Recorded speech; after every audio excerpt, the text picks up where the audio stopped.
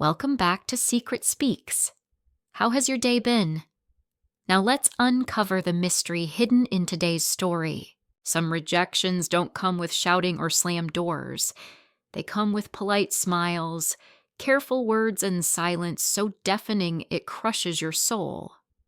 For 35 years, I lived for others. I was a wife, a mother, a grandmother, the dependable backbone of a family that took needed lean, and I gave, willingly, selflessly. Or so I thought. But grief changes you.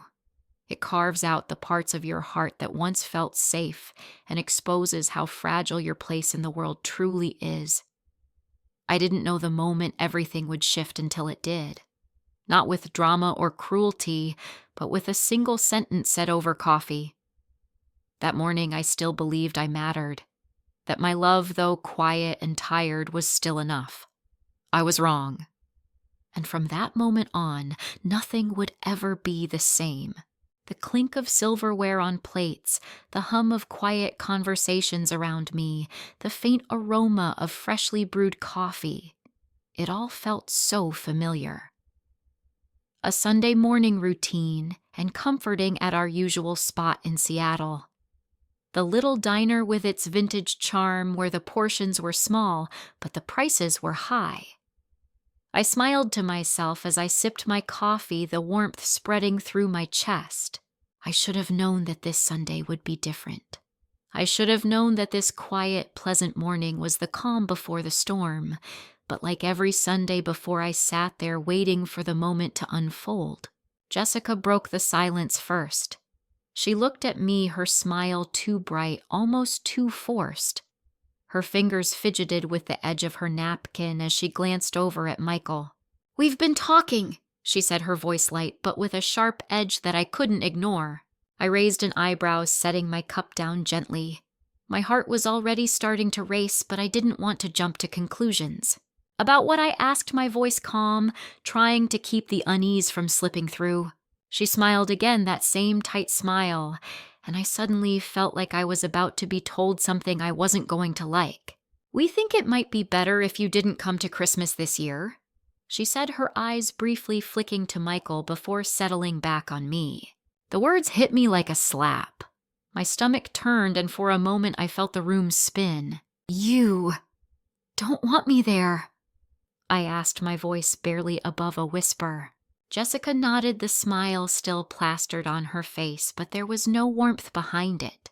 "You've been, well, kind of melancholy lately," she said, her words careful, measured, "and we don't want that energy around the kids during the holidays. You know how they get. Melancholy. As if the grief I had been carrying for the past 2 years wasn't something that would just disappear. As if losing my husband, the love of my life, didn't change everything. But that wasn't the problem, was it? The problem was me. The problem was that I wasn't making everyone happy anymore. I swallowed hard, trying to hold back the wave of emotion that threatened to overwhelm me. I couldn't let it show. Not here, not now. I glanced at Michael, hoping for a different reaction, for some sign that maybe this was a misunderstanding, but he was sitting there staring at his phone, completely oblivious. Not a word, not a glance in my direction. The silence stretched on, suffocating. Jessica continued, unaware of the storm she had just started. "It's nothing personal, Margaret," she said, her voice softening, though it didn't reach her eyes. "We just think maybe you need some time to work through your grief. Maybe see a therapist or something. The kids have been asking why Grandma seems so sad all the time." Sad? Was I sad? Of course I was. I'd lost my husband, the man I'd spent 35 years with. But was I really the one bringing the sadness into their lives? Was I the one causing the heaviness? I wanted to say something, to argue, to demand that they understand. But the words caught in my throat. It felt pointless. This wasn't the first time I'd been made to feel like I didn't belong, like my presence was more of a burden than a blessing. I looked at Jessica's perfectly manicured hand resting on the table, the same hand I had once held when she gave birth to the twins. The same hand I had steadied when she struggled to learn how to change diapers. The same hand that had gratefully accepted every check I had written when times were tight. And now it was the hand that told me I wasn't welcome. I stared at it, feeling a lump form in my throat. "I see," I said quietly, my voice steady despite the pain that was blooming in my chest. "It's not personal," Margaret Jessica repeated, as if trying to reassure me, though I wasn't sure who she was trying to convince. "We just think you need some time to yourself. The kids have been asking why you're always so sad." My heart clenched at the mention of the kids. Emma, with her bright brown eyes and infectious smile, had just hugged me last week, telling me I was the best grandma ever. Jake, so full of energy and always eager to show me his latest Pokemon cards, had spent an entire afternoon explaining the powers of each one. They didn't think I was sad. But they weren't the ones who mattered, were they? I nodded slowly, the smile I gave them nothing more than a mask. "I understand completely," I said, the words tasting bitter in my mouth. Jessica's relief was palpable. She launched into a detailed description of their Christmas plans, the ski trip to Colorado, the lessons for the kids, the holiday shopping they had already begun. I didn't listen. I couldn't. Instead, I finished my eggs Benedict in silence, the hollandaise sauce tasting like nothing. As she spoke, I thought about the years I had spent rearranging my life to accommodate their needs, to make sure they had everything they needed.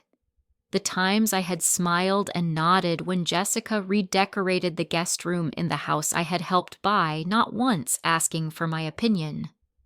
The times I had offered to help pay for the twins' tuition, knowing full well they couldn't afford it. The countless times I had stepped in to watch the kids cover a medical bill or step in for whatever they couldn't manage. And now this, a quiet little dismissal packaged in the kind of politeness that hid the true message. "You're not wanted." I felt the sharp sting of rejection, but worse than that was the realization that I had allowed it to happen. I had let myself become someone who was only useful when she was needed. But no one cared about me, not really. I finished my coffee, stood up, and said my goodbyes. I kissed the twins on the head, lingering a moment longer than usual. "Are you okay?" Grandma Emma asked, looking up at me with those big brown eyes. She reminded me so much of Michael when he was that age. "I'm fine, sweetheart," I said, my voice cracking slightly. "Grandma's just thinking," and I was. I was thinking about a lot of things as I drove back home to the empty house. I was thinking about the last 15 years, about all the times I had rearranged my life around being the helpful mother-in-law. I thought about the times I had bitten my tongue when Jessica made decisions I didn't agree with. I thought about the cruise I had to cancel because Jessica went into labor with the twins. I thought about the book club I had given up because Thursdays became my designated babysitting day. I thought about the gentleman from Church Herald who had asked me to dinner 3 times before I realized I had kept saying no because Sunday dinners were family time. Family time. What a joke that seemed now. I parked the car in my driveway, staring at the front door. It looked like a stranger's house. Quiet. Empty. I sat there for a long moment, staring at the door before finally getting out of the car. I was done, and I didn't even realize how much I had been waiting for this moment. Chapter 2. I walked through the front door and immediately felt the weight of the silence. It was like stepping into a room that wasn't mine, as though I was a visitor in my own home. I had spent years making this house feel like a home for everyone else, but now it felt hollow, as if I had been erased from its walls. I stood in the entryway for a moment, my keys dangling from my hand. The family photos on the wall seemed to mock me. There we were smiling together, the kids growing up so quickly, Michael and Jessica looking so happy. They had no idea how much I had sacrificed to make their lives easier, how many times I had put aside my own needs just to be the support they always expected me to be. I sighed and walked to the kitchen, the familiar smell of coffee and breakfast lingering from this morning. It seemed so long ago, but it was only hours. I found myself staring at the empty chair across from me where Jessica had sat telling me that I wasn't wanted. The words were still echoing in my mind, replaying over and over. I hadn't even argued. I hadn't fought back. I had simply nodded and accepted it like I always did. I tried to shake the thought away, but it wouldn't leave. I had always been the strong one, the reliable one, the one everyone could count on. But now all I could feel was the weight of being unwanted. And for the first time, I realized how much of my life had been spent being there for others without ever asking if I was truly wanted.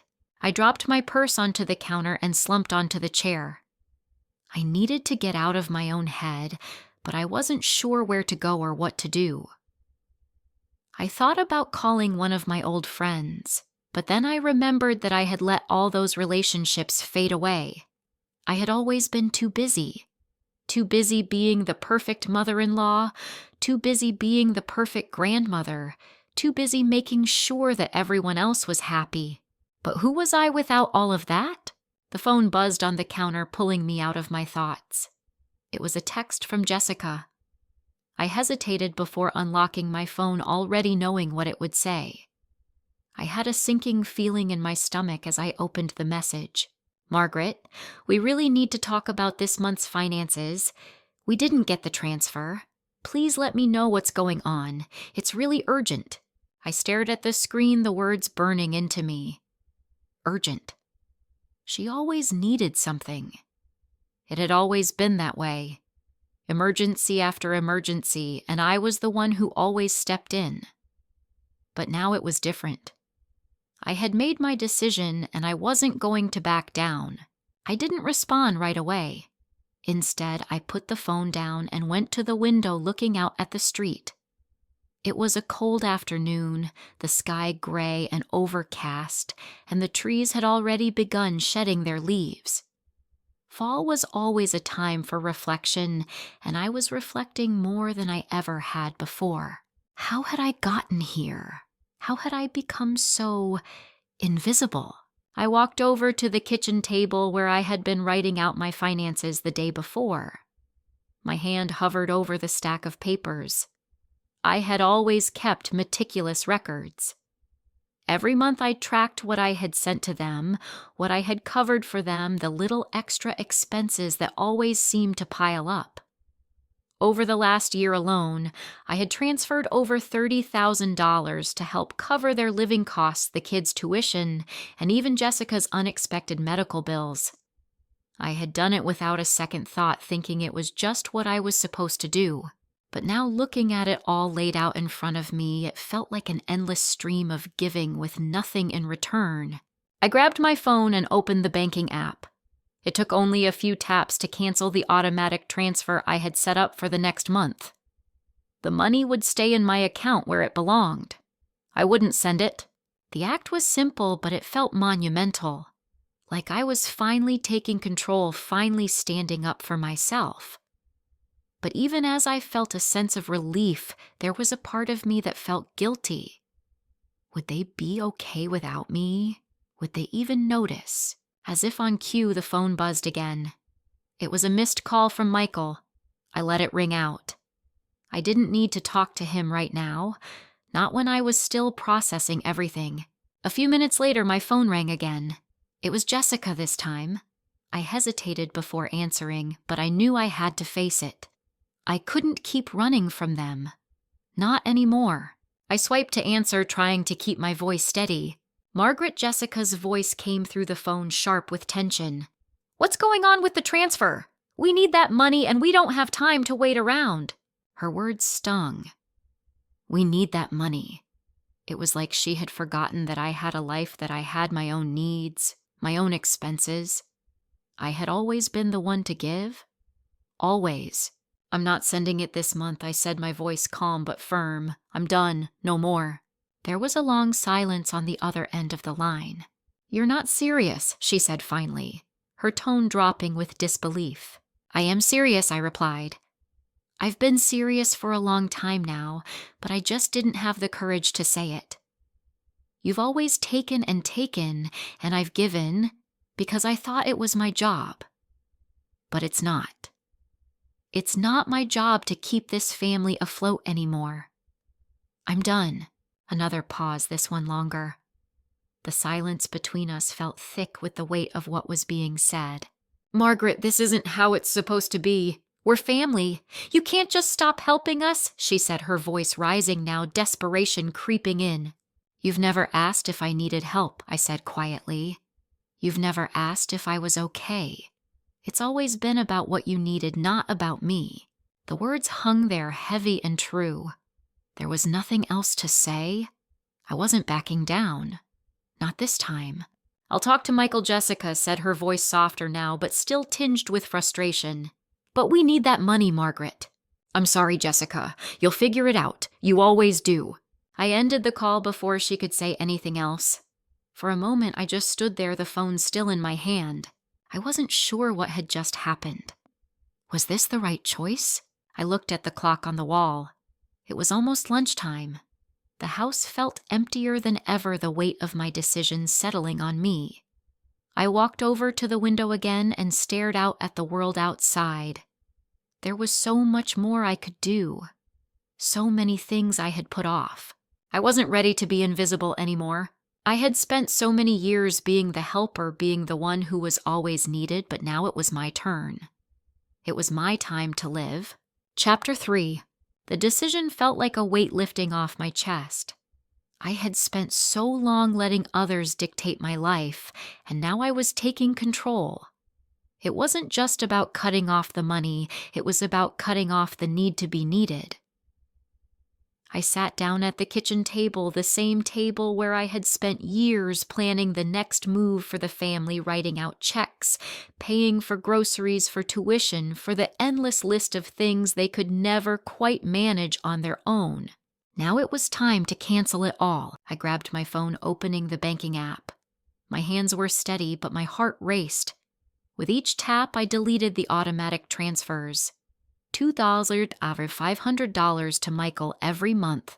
Gone. Tuition for the twins canceled. Health insurance premium. No longer paid by me. It was as simple as that. Done. I stared at the screen for a long time, almost daring myself to second-guess it. But I didn't. This was my decision, and I wasn't turning back. As I set the phone down, I looked around the kitchen. The walls, the countertops, the cluttered drawers, everything was the same, but somehow everything felt different now. I wasn't just rearranging bills and appointments. I was rearranging my life. I stood up and grabbed my coat. There was something I needed to do, something for myself. I had been thinking about it for weeks now. I needed to find something that would make me feel alive again, something that didn't revolve around other people's problems.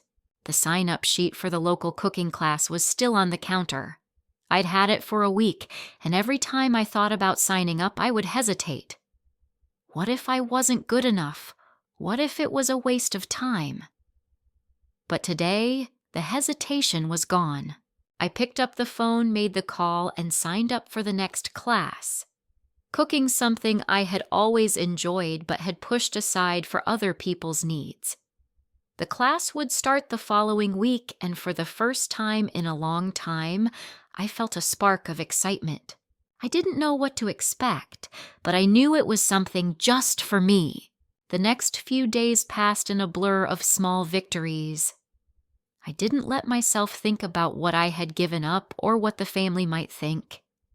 I didn't let myself dwell on the calls I had ignored or the disappointment they must have felt when they realized I wasn't coming back.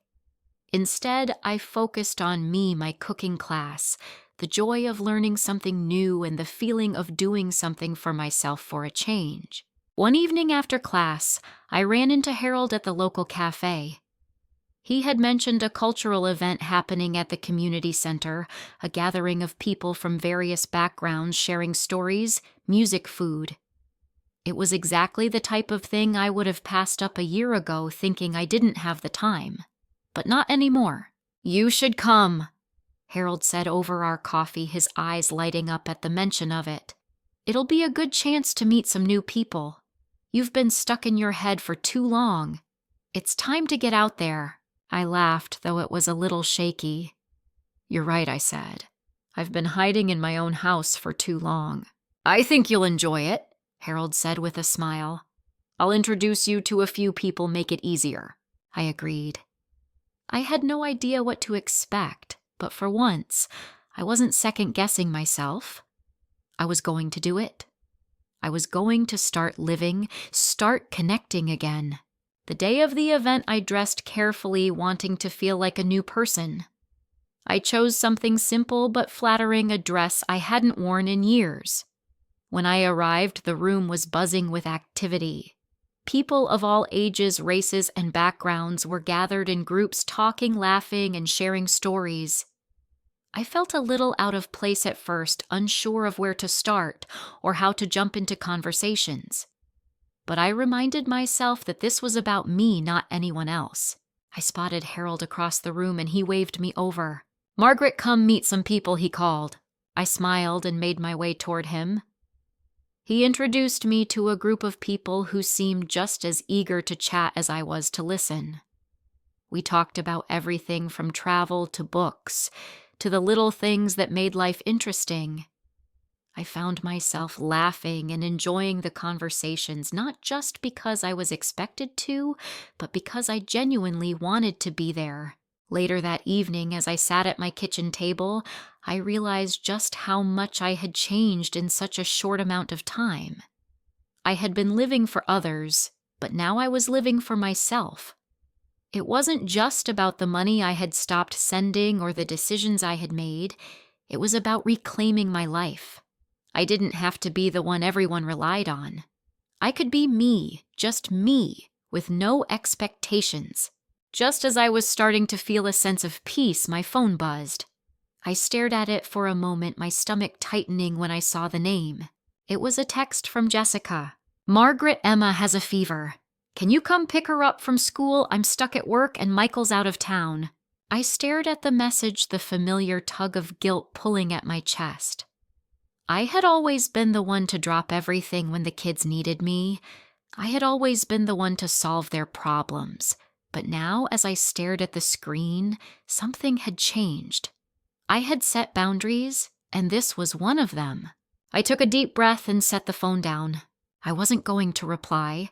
I wasn't going to drop everything to go running to her again. This time it was different.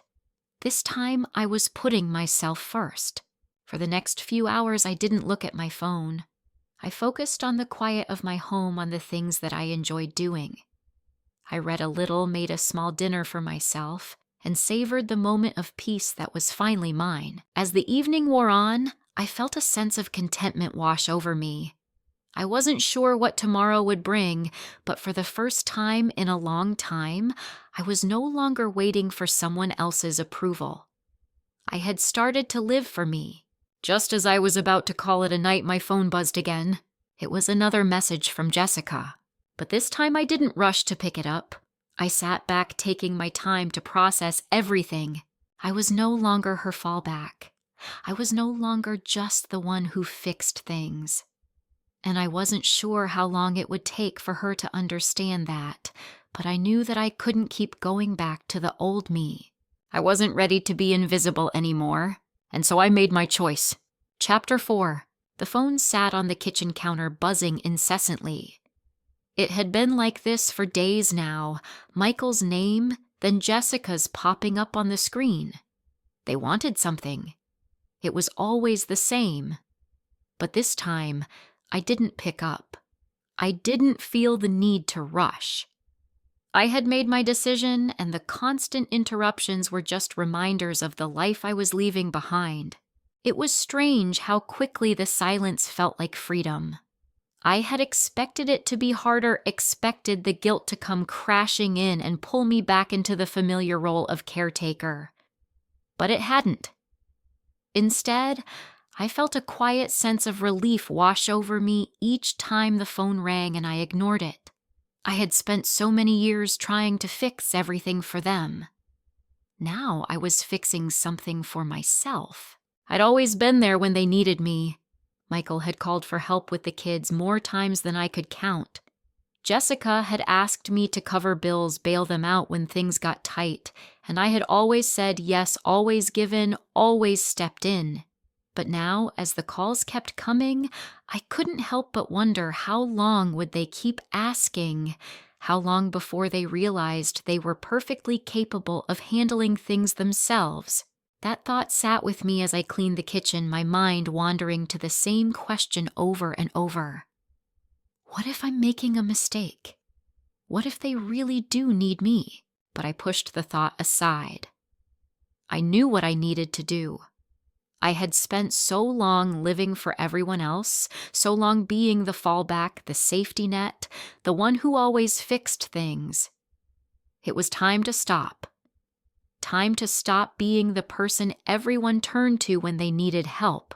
As I wiped down the counters, my mind wandered to Emma and Jake. I thought about how they had changed over the past few months. The last time I had seen them, they had both seemed a little more distant, a little more aware of the tension between their parents and me.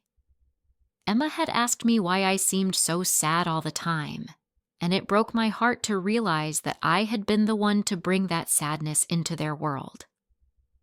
I didn't want to be that person anymore, but I couldn't deny that I missed them. I missed Emma's bright eyes, always so full of questions, and Jake's endless energy.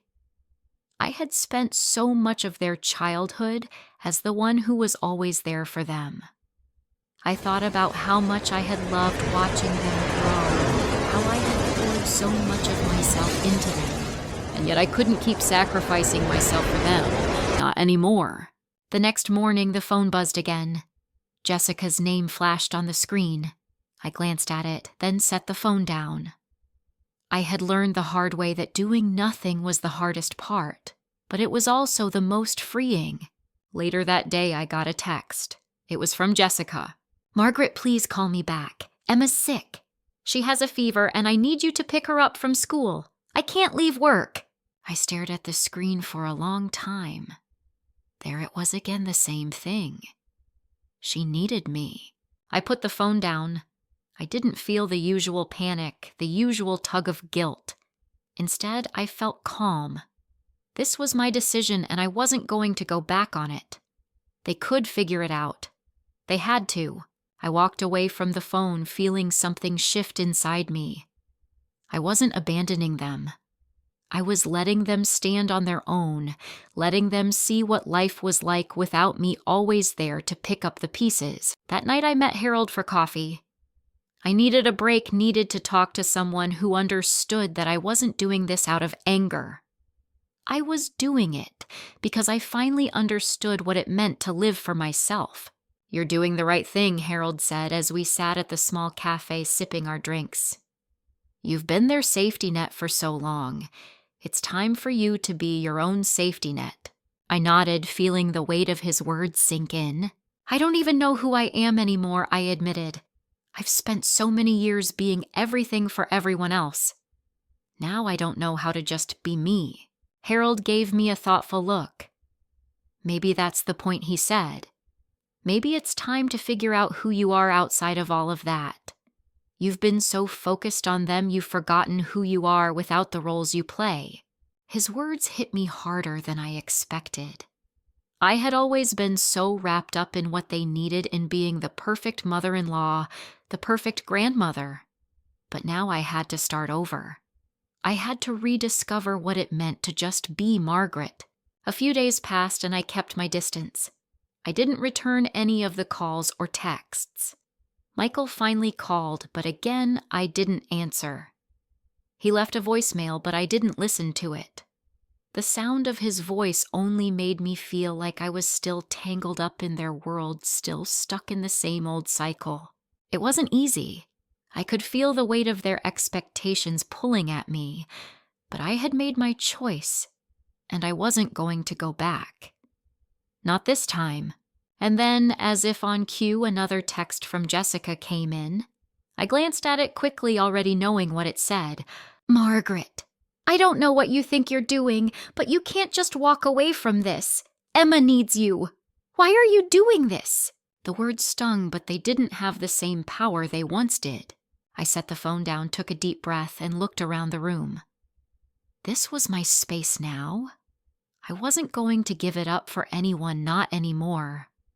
I had to create a life where I didn't just exist for others, but where I could finally start living for myself. I was starting to realize that they would survive without me. They might not like it, but they would figure it out. And as for me, I was going to keep moving forward one step at a time. The hardest part, I realized, wasn't letting them go. It was letting myself go. Chapter 5. The first step into this new life felt like stepping into a completely different world. It wasn't easy to shake off the habits of a lifetime, but each day that passed, I found myself breathing a little easier. I was no longer on the phone every day, no longer rushing to fix every little problem that came up. Instead, I was finding peace in the quiet moments. I decided to take a trip. I wasn't sure where to go at first, but I knew I had to get out of the house, away from everything that had felt so predictable for so long. I ended up booking a solo trip to the coast of Oregon. I had always heard how beautiful the beaches were there with their rugged cliffs and sweeping views of the Pacific.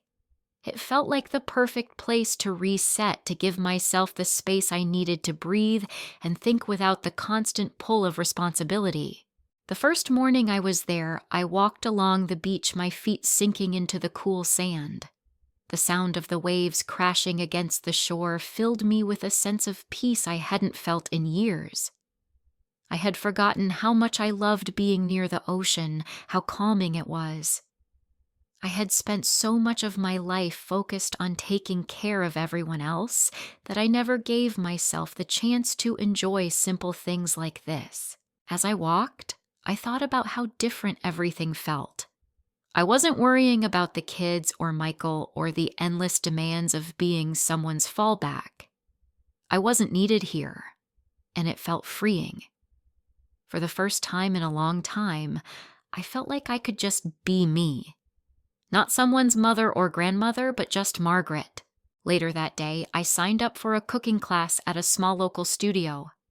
It had always been something I enjoyed, but like so many other things, it had been pushed aside over the years.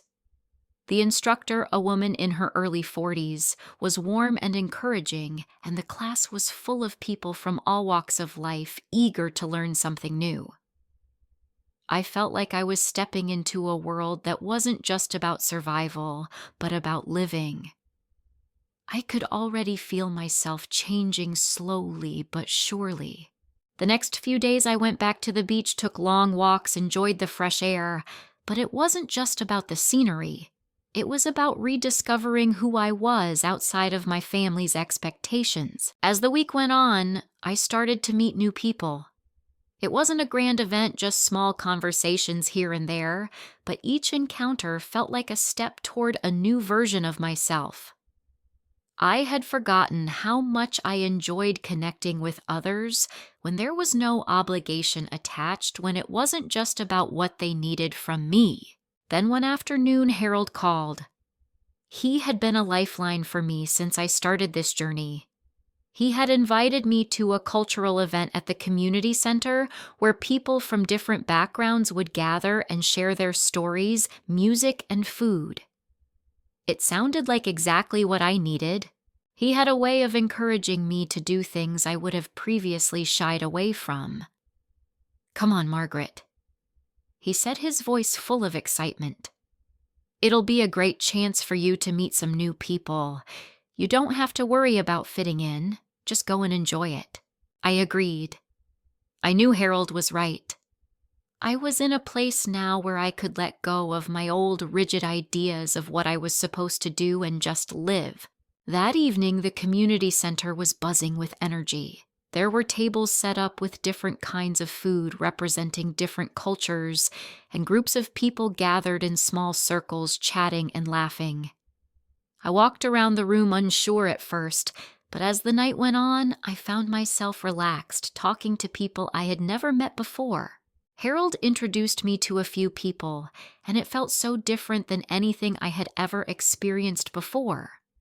These were people who didn't know my history, who didn't have expectations of me. There was no weight on my shoulders. I was just Margaret. I realized then that this was the first time in my life I felt truly free. There were no strings attached, no roles I had to play. For once, I was just myself. The next morning after the event, I woke up early to get a head start on the day.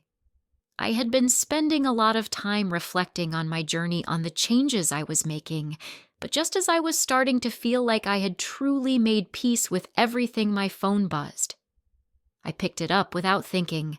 It was a text from Jessica. My stomach sank as I saw the message. "Margaret, please. Emma has a fever. Can you come pick her up from school? I'm stuck in a meeting and I can't leave. She's really sick." For a moment, I stared at the message. My instinct was to drop everything and run to her. It was the same pattern. Always the same. But then I stopped. I had made a commitment to myself, a commitment to stop being needed, to stop being the one they could rely on every time something went wrong. I wasn't going to drop everything for them this time. I had already made my decision. They would have to handle it without me. I didn't respond. For the first time, I set a boundary. No more running to the rescue. I stood up, put the phone down, and walked to the window, letting the sunlight fill the room. This was the new me. The woman who didn't answer the call, the woman who didn't drop everything for others. The woman who was learning to live for herself. The phone buzzed again, but I ignored it. I wasn't going to let them pull me back into the same old cycle. Instead, I focused on the present moment. I was beginning to understand what it felt like to not be needed, and though it was hard, I felt a sense of peace that I hadn't experienced in years. I wasn't angry. I wasn't resentful. I was just letting go, and it felt good. As the day went on, I couldn't help but smile to myself. It wasn't just about the changes I had made externally. It was about the person I was becoming inside. And the more I embraced this new life, the more I realized that this was the life I had been waiting for all along.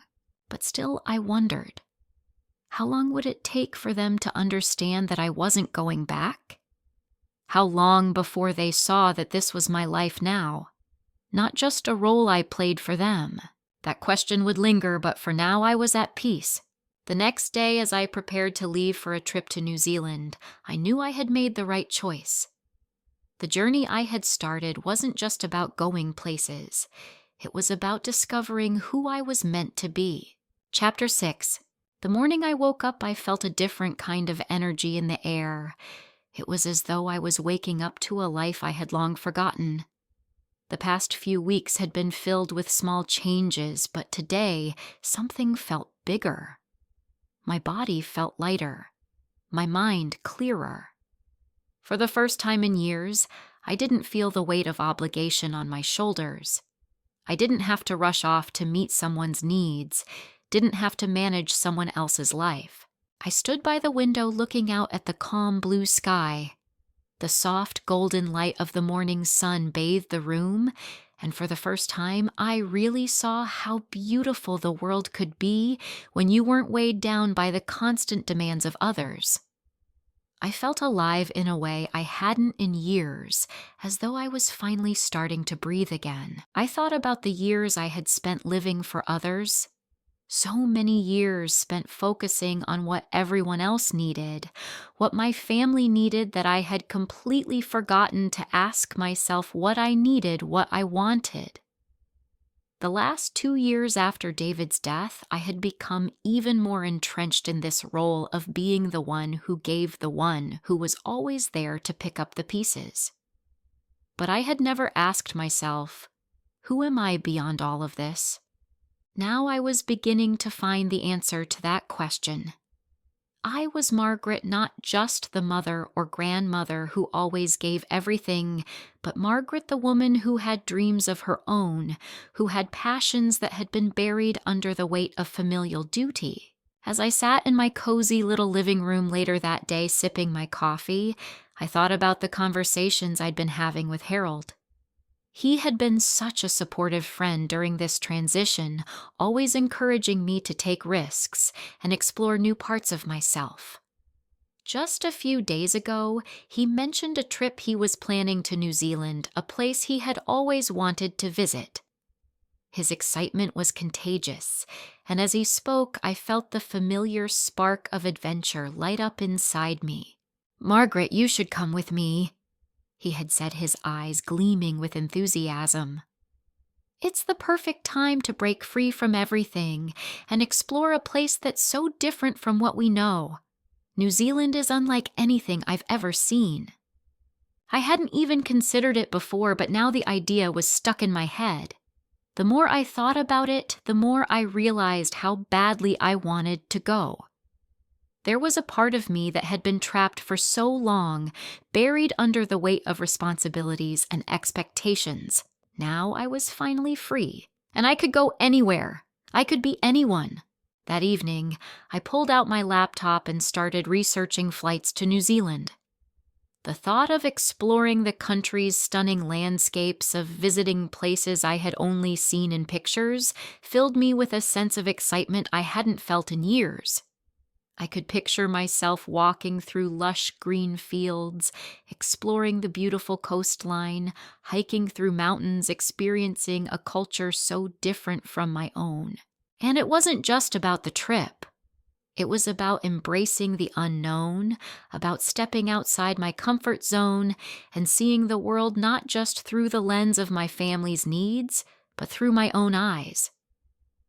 For once, the journey wasn't just for them, it was for me. As the days passed, I felt this sense of renewal in every part of my life. I attended my cooking classes with a newfound sense of passion. I was learning more than just new recipes. I was learning to appreciate my own ability to create something beautiful and enjoyable just for myself. It was a small thing, but each meal I prepared felt like a victory. One evening, I found myself at the community center again, joining Harold and some of his friends for another gathering. It was a casual event, just a group of people from different backgrounds sharing food, music, and conversation. But as I looked around, I realized how much I was changing. These were people who didn't have expectations of me. They didn't know me as the woman who always said yes, who always put everyone else first. I was just Margaret, and it felt liberating. Then, just as I was starting to settle into this new version of myself, my phone buzzed again. It was a message from Jessica. "Margaret, please. I need your help. Emma has a fever. Can you pick her up from school? Michael's still out of town, and I can't leave work." I stared at the message, my heart sinking for just a moment. I knew this pattern too well. I had been there for them time and time again, dropping everything whenever they needed me. But today, something was different. I didn't feel that old instinct to rush in and help. I didn't feel the tug of the guilt pulling me back into my old role. Instead, I took a deep breath and set the phone down. I wasn't going to respond this time. I wasn't going to drop everything to take care of them. I wasn't going to be the one they could always count on no matter what. I had already made my choice. They could handle it. Later that evening, I thought about everything that had brought me to this point. The years of putting myself last, of always being the one to give. I thought about David and how much I missed him. I thought about the pain I had carried, but I also thought about the way I had learned to live again. It wasn't easy, but it was worth it. And I realized for the first time that my life was mine again. As the sun set outside, I smiled to myself. I wasn't just going to New Zealand. I was going there to find myself, to experience a world I had never allowed myself to truly see. But before I could make any more plans, another message popped up on my phone. This time it was Michael. "I need to talk to you, Mom. Jessica's really upset. Please call me back." I stared at the message for a moment, but I didn't call back. I set the phone down again and turned away from it. For now, I had more important things to do. The journey was far from over, but I knew I was walking the right path. And no matter how long it took, no matter how many times they tried to pull me back into the old life, I wasn't going to let them stop me. I had started living for me. Chapter 7. The following day, my phone buzzed again. I had barely looked at it when I saw Michael's name on the screen. Part of me wanted to just ignore it and keep moving forward with the life I was building. But another part of me, the part that was still tied to the old me, felt a pang of guilt. I had made my decision, though. I wasn't going back. I swiped the screen to answer the familiar voice on the other end, immediately making me feel like I was back in that old role I had so carefully stepped away from. "Mom, I need to talk to you." Michael's voice was strained, laced with a sense of urgency that I had heard too many times before. "Jessica's really upset, and I don't think you fully understand what's going on." I took a slow breath, keeping my voice steady. "I know exactly what's going on, Michael," I said, feeling a flicker of frustration rising. "I've made myself very clear." There was a pause on the other end, followed by a deep sigh. "I just don't get it. Why are you shutting us out? We've always counted on you, and now you're just gone." It wasn't the first time I had heard this, but it still stung. I knew exactly what he meant by counting on you. It wasn't about love or family, it was about need. They needed me when it was convenient, and when it wasn't, I was forgotten. It wasn't about me, it was about what I could provide. "Michael, I'm not just a safety net for you anymore. I'm not going to be the one you turn to when things get tough. I'm done being that person." I said the words, feeling like a final declaration, a weight being lifted from my chest with each syllable. "But Mom," he interrupted, "you don't get it. We're in real trouble here. Without your help, we can't make ends meet. We don't have enough for the bills. The kids' school tuition, the house, everything is starting to fall apart." I let his words hang in the air for a moment, the weight of them pressing down on me. I had been there for them always. I had given them everything I had, but it was never enough. They had become so dependent on me that they couldn't even fathom life without my support. "I'm sorry, Michael, but this is not my problem anymore," I said, my voice firm. "You've had plenty of time to figure things out on your own. You need to stand on your own 2 feet now." I could hear the frustration in his voice. "But Mom, we've always relied on you. I don't know what to do without you." I didn't respond right away. I knew what he was asking.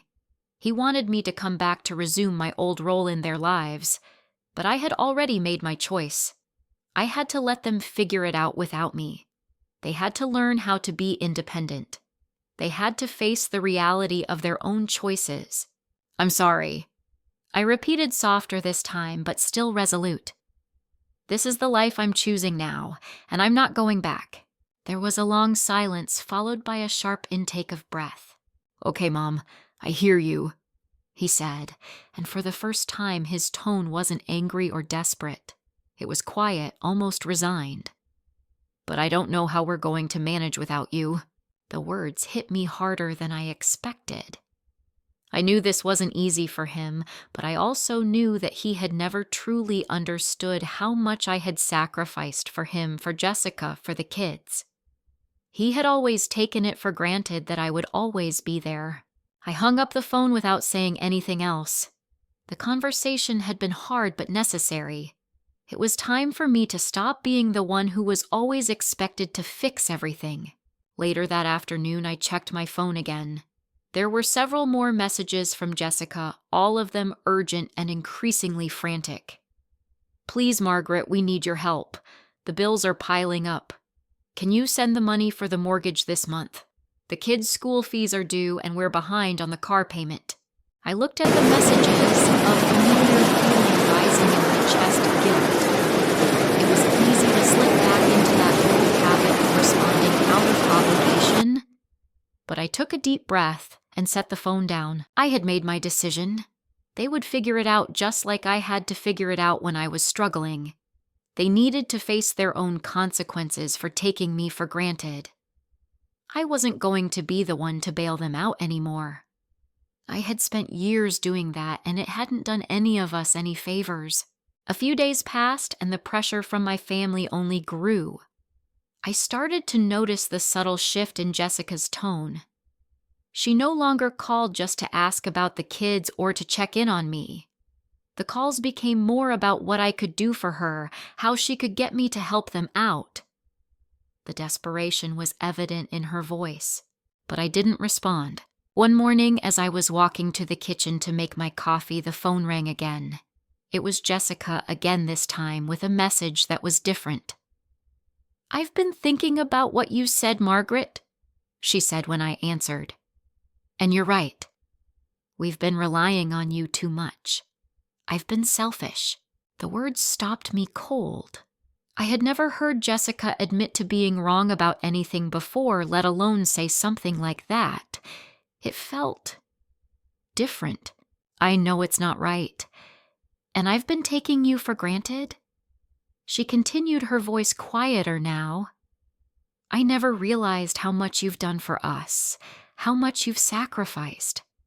I'm sorry, Mom. I didn't see it until now." The apology hung in the air, and for a moment I didn't know what to say. But then I realized something. This wasn't enough. An apology wasn't going to change the fact that they had taken me for granted for so long.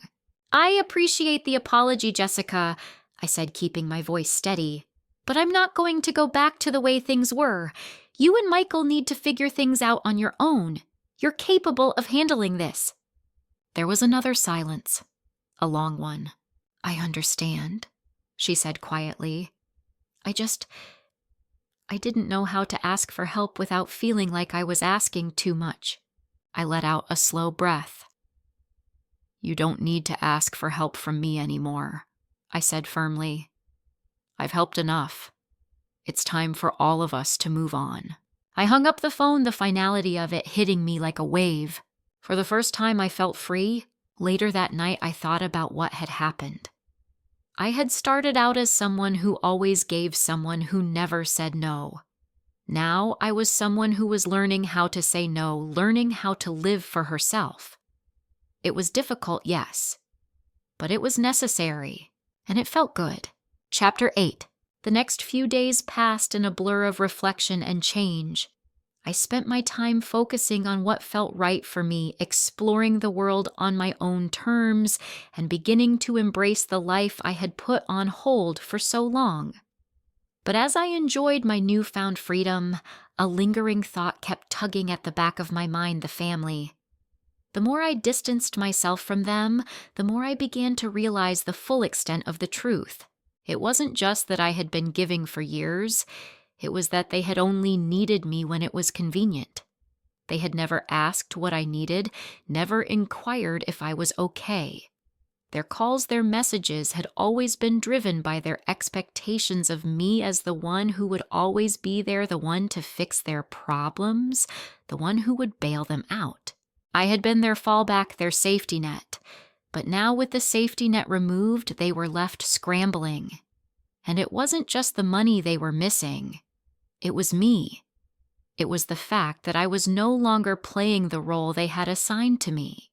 It was Jessica who called next.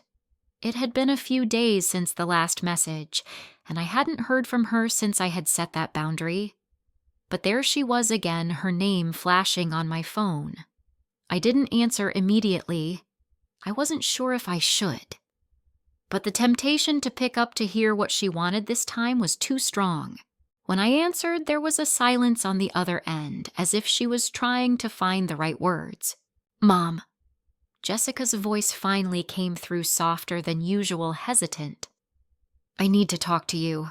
I sat down at the kitchen table, bracing myself for what was coming. Sure, Jessica. What's going on? I said, trying to keep my tone neutral. She hesitated for a moment. I've been thinking about everything, about what you said, how you're not helping us anymore. I took a deep breath, steadying myself. I told you, Jessica, I'm not going to keep helping. You need to find your own way. I know, she replied quickly, almost defensively. But it's not just about the money. It's everything. It's like we've always counted on you to be there when we needed something, and now we don't know what to do without you. I sat there feeling a deep ache in my chest. Her words struck a nerve, and for a moment I felt that old familiar pull, the one that made me want to go back, to give in, to be the person they wanted me to be. But I couldn't. Not anymore. Jessica, I said softly but firmly, you've always counted on me to fix things, but I can't keep doing that. It's not healthy for me, and it's not healthy for you or Michael. There was a long pause, and I could almost hear her trying to process what I was saying. Then finally she spoke again, her voice low, almost resigned. You're right, she admitted. We've always taken you for granted. I never saw it until now, but I didn't know how to ask for help without asking too much. I felt a wave of compassion wash over me. I hadn't heard Jessica speak like this before, and part of me wanted to reach out to fix it. But another part of me knew I couldn't. I couldn't go back to that place. I had to let them figure this out on their own. I'm glad you're realizing that, I said carefully. But it's not about asking for help, Jessica. It's about realizing that you can stand on your own. You've always been capable of doing this without me. There was a pause on the other end, then a soft sigh. I don't know if we can, she said quietly. I think we've relied on you so much that now that you're not there, we don't know what to do. I leaned back in my chair, looking out the window. I wasn't angry, just tired. Tired of being the person who was always relied upon, but never appreciated. Tired of giving everything and getting nothing in return. I was done with it. You'll figure it out, Jessica, I said, my voice steady. You'll figure it out just like you always do. The conversation ended, and I sat there in silence for a while, letting her words sink in. There was no bitterness, no anger. Just peace. I had finally let go of something that had been weighing me down for years. Later that night, I received another message from Jessica. It was short, but the desperation in her words was palpable. Please, Margaret, we really need your help. We're behind on the mortgage and the kids' school fees are due. I don't know what we're going to do without you. I stared at the screen, the same familiar feeling of guilt rising up in me. How could I leave them like this? How could I just walk away and leave them to struggle? But as much as I wanted to help, I knew that doing so would only enable their dependency. I couldn't be the person they turned to every time they needed something. So I set the phone down, refusing to respond. The next morning, I woke up early, as I always did, and went for a walk to clear my head. The sun was just beginning to rise, casting a soft light over the neighborhood. As I walked, I thought about the future, about what I wanted to do next. I was finally living for me, and the possibilities felt endless.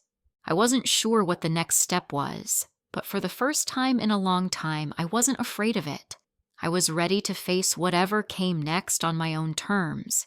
As I walked back into the house, I realized how much I had changed. I was no longer the woman who would drop everything for others.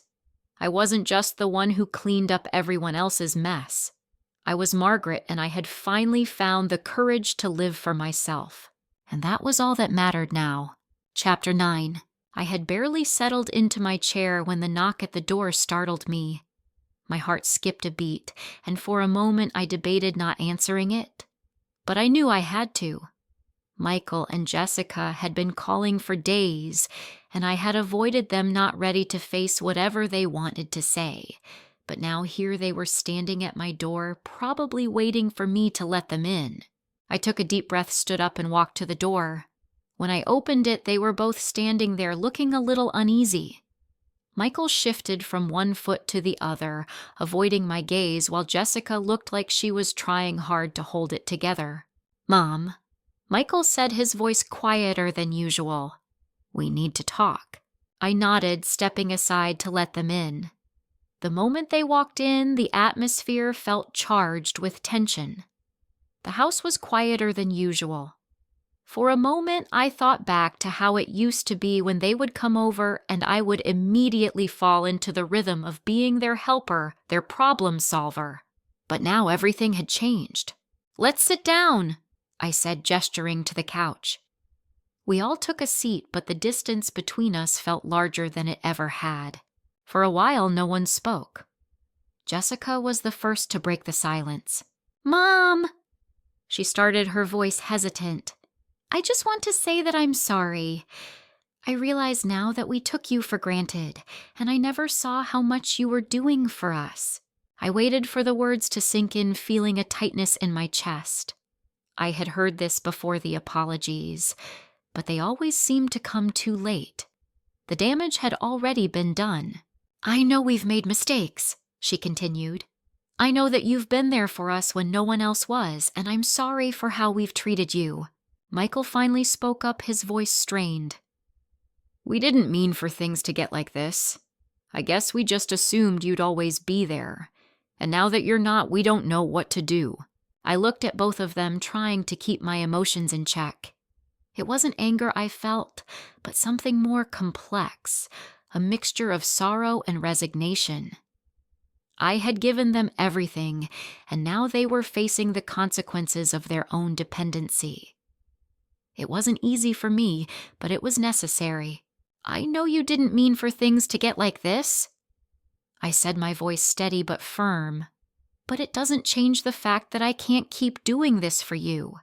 I can't keep giving everything I have and receiving nothing in return. And I can't be the one you turn to when things get tough.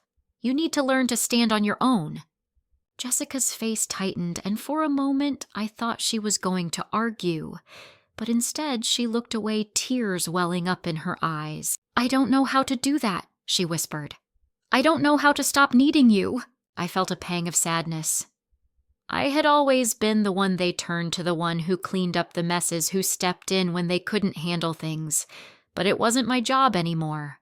I couldn't continue to be their safety net, and I knew that if I didn't set these boundaries now, I'd never be able to break free. "You have to learn," I said softly. "You have to learn to take responsibility for your own lives, for your own mistakes. I've been doing it all for too long, and now it's your turn. You've always been capable, but you've depended on me instead of figuring it out yourself." The room was heavy with silence. Michael and Jessica exchanged a look, one that said everything without words. They had never really thought about how much I had sacrificed, how much I had given up to always be there for them. Then suddenly Emma's voice interrupted the silence. "Grandma, where have you been?" She called from the other room, her voice filled with innocence.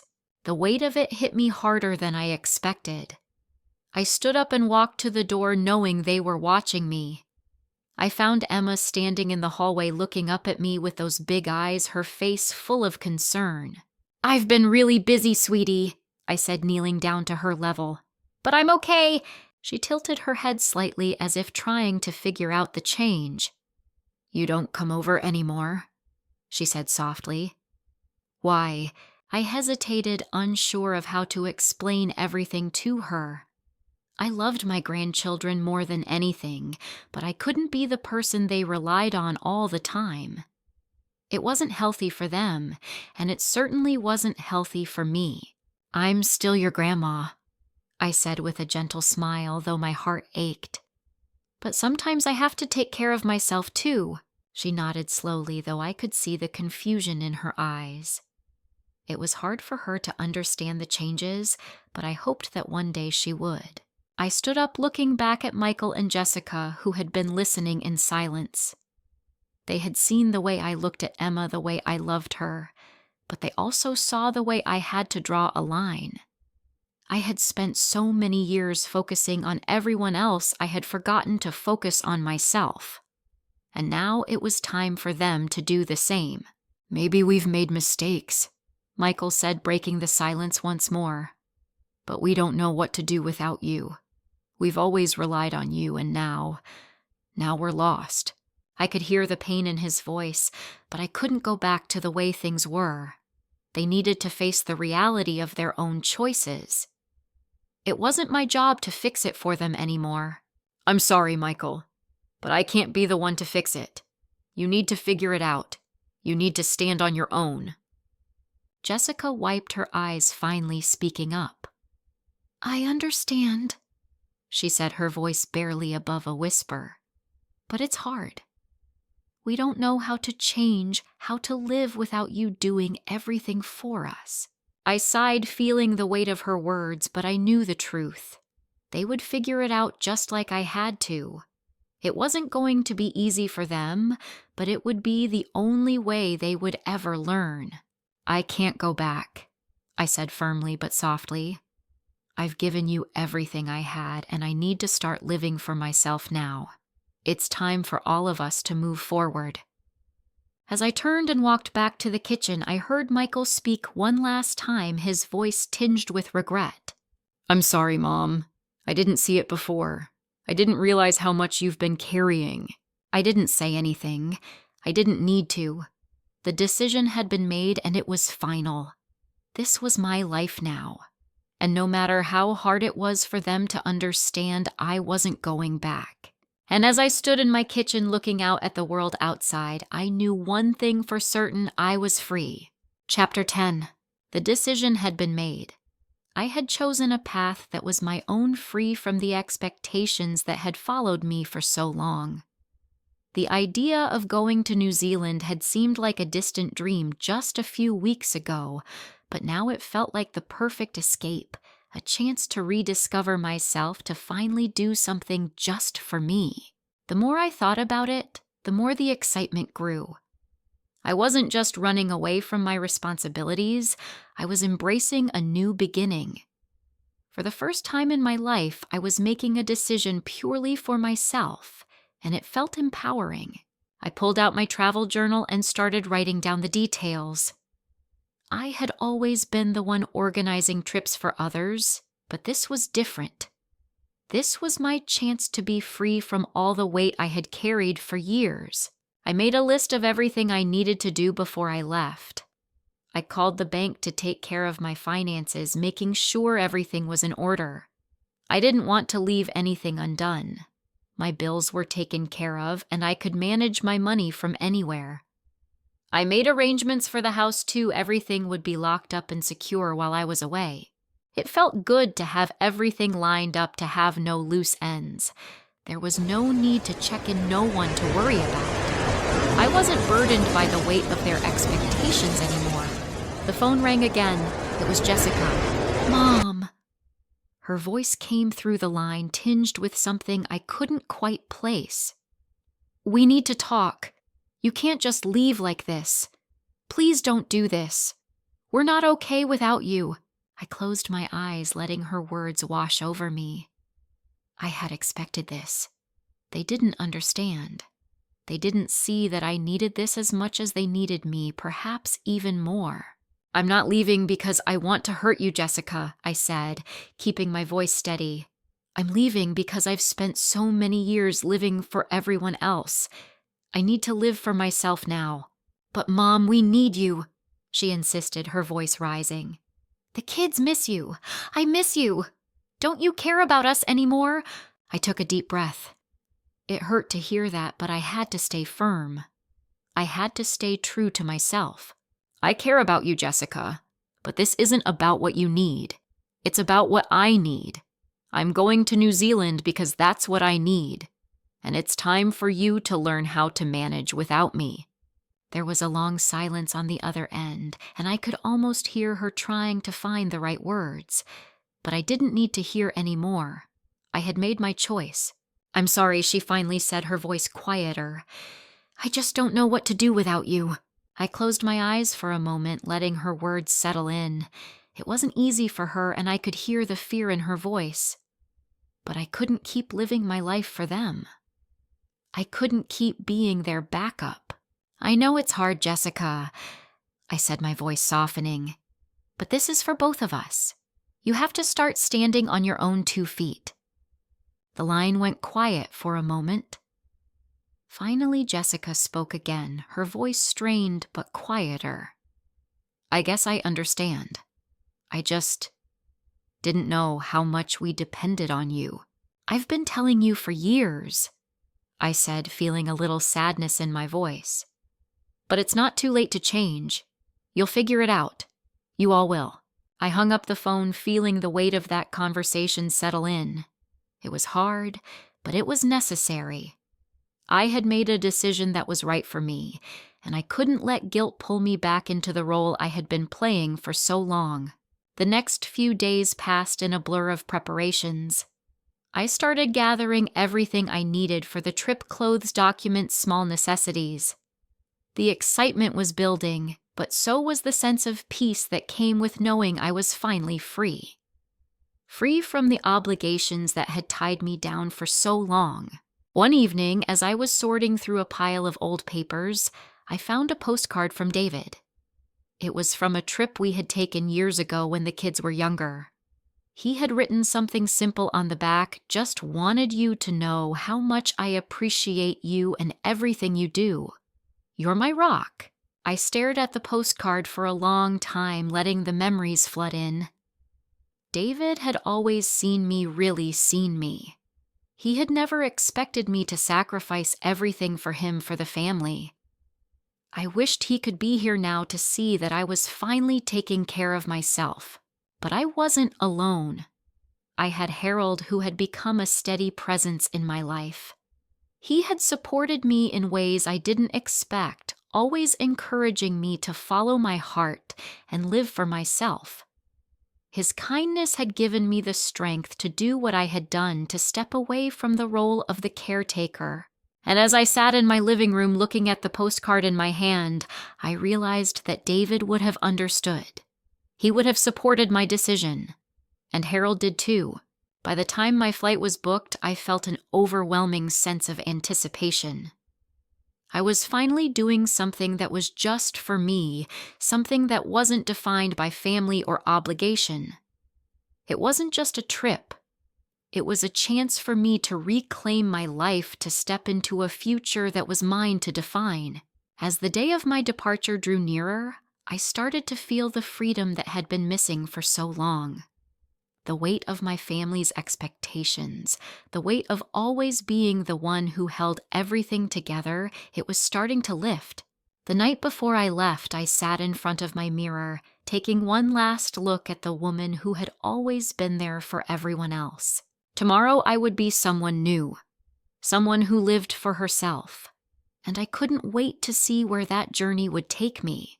The morning I left, I packed the last of my things, the final details in place. As I grabbed my passport and the last of my belongings, I felt a sense of finality. I was ready. I wasn't just leaving for New Zealand, I was leaving for myself. And as I walked out the door, I knew that I was stepping into a world that would be completely different. Chapter 11. I returned from New Zealand with a renewed sense of purpose. The journey had been everything I had hoped for and more. It wasn't just the landscapes or the stunning scenery that had changed me. It was the time I had spent rediscovering myself. I felt like a different person, someone who had finally let go of the weight of others' expectations and embraced the freedom to live for herself. When I walked through the front door of my house, it felt like stepping into a different life. The silence was comforting, no longer heavy with the echoes of old obligations. The house was the same, but I was not. The phone buzzed as soon as I stepped inside, and I knew immediately who it was. Michael. I had expected this, but still my heart skipped a beat. Part of me wanted to ignore it, to keep moving forward without looking back. But I also knew that I had to face this moment, that it was part of the journey. I answered the phone, taking a deep breath before speaking. "Hey, Michael," I said, trying to keep my voice steady. There was a long pause, and when he spoke, his voice was quieter than usual. "Mom, I've been thinking a lot about what you said before you left," Michael began. "I get it now. I really do." I felt a little pang of relief, though I didn't want to let my guard down just yet. "I'm sorry for everything," he continued, his words sincere. "I realize now how much I took you for granted, how I always expected you to be there when I needed you, but I get it. I see what I've done, and I don't want to be that person anymore." I stayed silent for a moment, letting his words sink in. This was the apology I had been waiting for. But it was more than just an apology. It was a recognition of the boundaries I had set, a realization that I wasn't just the person they called when they were in trouble. I was Margaret, a person with her own life, her own needs. "I'm glad to hear that, Michael," I finally said, keeping my voice steady. "But this isn't just about saying sorry. It's about respecting the boundaries I've set. I can't keep being the person who fixes everything for you." "I understand," he said quietly. "I really do." Later that afternoon, Jessica called. I had been expecting this, but part of me wasn't sure I was ready for another difficult conversation. When I picked up the phone, her voice came through softer than usual. "Mom," she said, "I've been thinking a lot about everything too. I never realized how much I was depending on you, and I took you for granted. I'm really sorry." I felt a mix of emotions, but mostly I felt relieved. The apology wasn't just for the past, but for the future as well. They were finally starting to understand the changes I had made, and more importantly, why they were necessary. "I appreciate that, Jessica," I said, my voice gentle but firm. "But this isn't just about saying sorry. It's about us all making changes. You and Michael need to start standing on your own, and I need to continue living my life for me. This isn't about abandoning you, it's about creating space for all of us to grow." "I know, Mom," she said, "and I don't want to keep relying on you the way I have been. I see that now. I've been selfish, and I'm sorry." Her words hit me in a way I hadn't expected. It wasn't just about the money or the help I'd given them. It was about acknowledging that they had been treating me like a resource, not a person. "I think you're starting to understand," I said softly. "And that's what matters. I'll always love you, but this is my time now. It's time for us all to figure out how to move forward." The next day, I received a letter in the mail. It was from Emma. I hadn't expected this. When I opened the envelope, a small hand-drawn card fell out. It was the kind of thing I would have done when I was her age, simple but full of love. On the front, she had drawn a picture of me and her holding hands surrounded by hearts. Inside, she had written, "Happy birthday, Grandma. I love you. I miss you. I hope you come back soon." The words hit me hard. I had always known that Emma understood me in her own way. But seeing this letter, seeing the love and understanding in her words, made me feel like maybe, just maybe, I had done something right. Tears sprang to my eyes, but I didn't let them fall. This was the change I had been waiting for. The love was still there. It was just different now. It wasn't wrapped up in obligation or guilt, but in something real, something pure. That evening, I sat on the couch reading Emma's card again when I heard a knock at the door. I wasn't surprised when I saw Michael and Jessica standing there. They both looked nervous, but there was something different in their eyes now.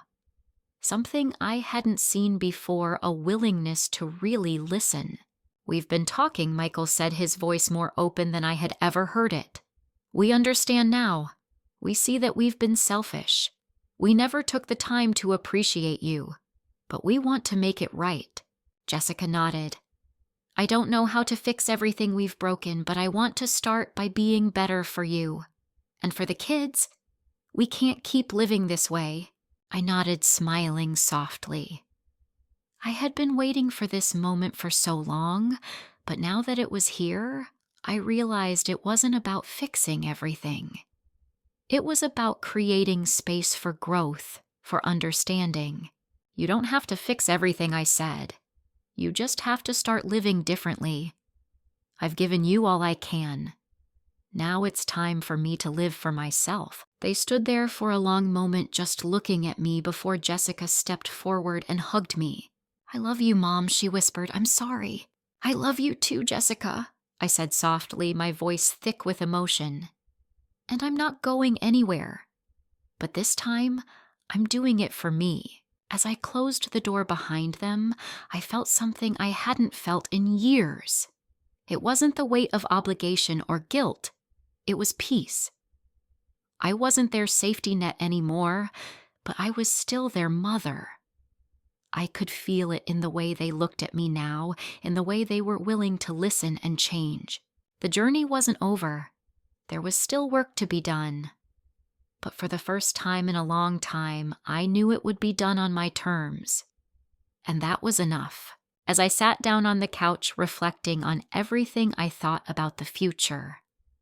I had learned so much over the past few months about love, about boundaries, and about letting go.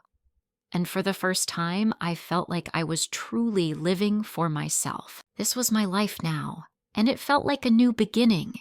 Chapter 12. The morning light streamed softly through the window as I sat at the kitchen table sipping my coffee. The house was quiet, almost peaceful in a way that I hadn't experienced before. I wasn't rushing anywhere today. I wasn't waiting for a phone call from anyone asking for a favor.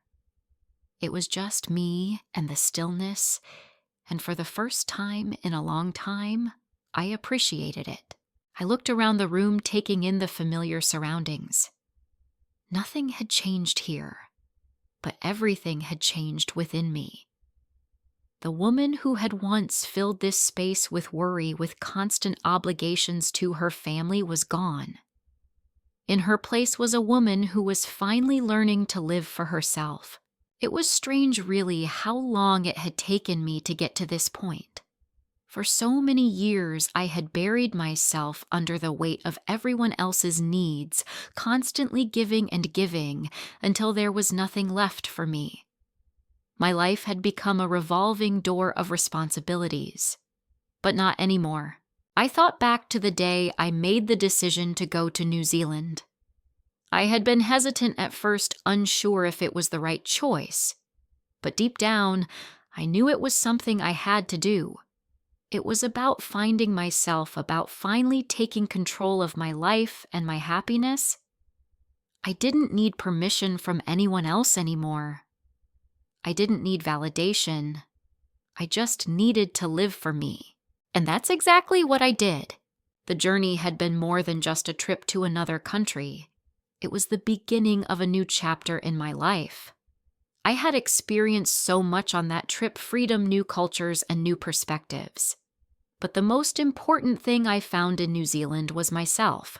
I was no longer just a mother, a grandmother, or a caretaker. I was Margaret, and I was living my own life now. It was liberating. It was exactly what I needed, and I didn't want to lose it. After returning, I spent my days making plans that were all mine. I wanted to keep exploring, to keep growing.